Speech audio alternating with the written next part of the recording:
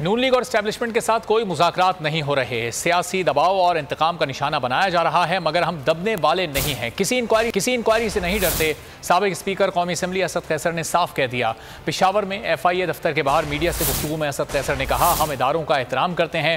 Party funding case میں F آئی اے نے 17 سوالوں پر مشتمل سوال نامہ دیا، قانونی ٹیم سے مشاورت کے بعد جواب دیں گے۔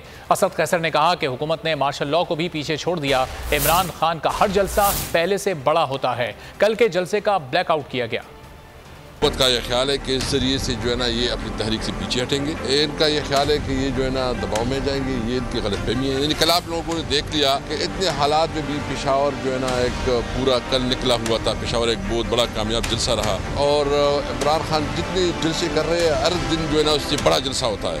یہ ایف آئی اے کا جورسڈکشن نہیں ہے، لیکن آج میں حاضر اس لیے ہوا کہ ایز اے پروٹیسٹ کہ میں یہاں ان کو مل لوں، تاکہ کورٹ میں کم از کم یہ نہ ہو کہ میں کوآپریٹ نہیں کر رہا ہوں۔ ہم بالکل انکوائری سے کوئی نہیں ڈر رہے ہیں، نہ ہم جو ہے نا جو بھی ہوگا، لیکن ہمارا موقف یہ ہے کہ چونکہ پولیٹیکل پارٹیز کو جو ہے نا یہ الیکشن کمیشن ڈیل کرتی ہے اور ایف آئی اے کا جورسڈکشن نہیں ہے، تو ہمارا یہ آج تو انہوں نے سرسری قسم کے کوشچنز تھے وہ انہوں نے پوچھ لیے ہیں اور انہوں نے ڈسکس بھی کیا ہے، اور ساتھ جو ہے نا انہوں نے مجھے ایک کوشچنیئر حوالہ کر دیا ہے، تو میں اپنے لائر کے ذریعے جو ہے نا پراپر اس کو رسپانس۔